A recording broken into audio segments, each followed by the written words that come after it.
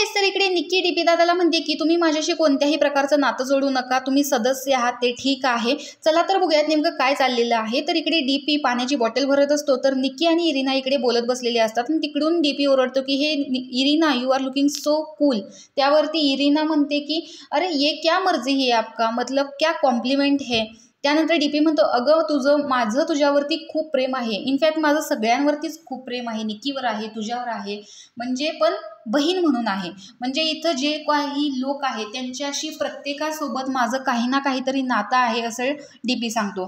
त्यावर निक्की म्हणते का पण तुम्ही जर प्रत्येकाशी नातं जोडताय, कोणाशी जर नातं जोडत असाल, सपोज माझ्याशी बहिणीचं जोडताय, तर तुम्ही तुमच्या बहिणीला असंच बोलाल का उद्या एखादा टास्क आला आणि त्या टास्कमध्ये एखादं भांडण झालं किंवा कोणाला तरी इलिमिनेट करायचं असेल, तर तुम्ही त्याला इलिमिनेट करणार का, नॉमिनेशनमध्ये टाकणार का, त्याच्याशी अशा प्रकारे भांडणार का.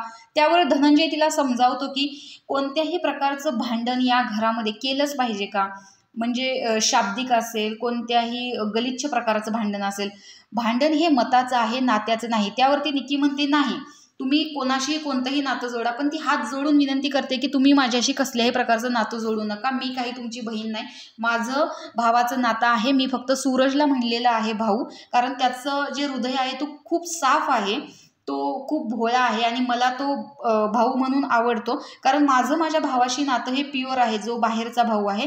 त्याच्यामुळे मी माझ्या भावाला असं गलिच्छ प्रकारे भांडणार नाही, माझं त्याच्यावरती खूप प्रेम आहे, त्यामुळे माझ्याशी तर तुम्ही कोणतं नातं जोडूच नका. त्यावरती धनंजय म्हणतो की नाही नाही, तू सुद्धा माझी बहीणच आहेस, दूरची बहीण असेल असं तो म्हणत असतो. तर अशा प्रकारे निक्की इकडे तुम्ही माझ्याशी कोणतंही नातं जोडू नका असं धनंजयला सांगत आहे. तर निक्कीच्या या वागण्यावरून तुम्हाला काय वाटतं हे कमेंट बॉक्समध्ये नक्की सांगा आणि अशाच व्हिडिओसाठी आपल्या चॅनेलला सबस्क्राईब करा. तोपर्यंत बाय बाय.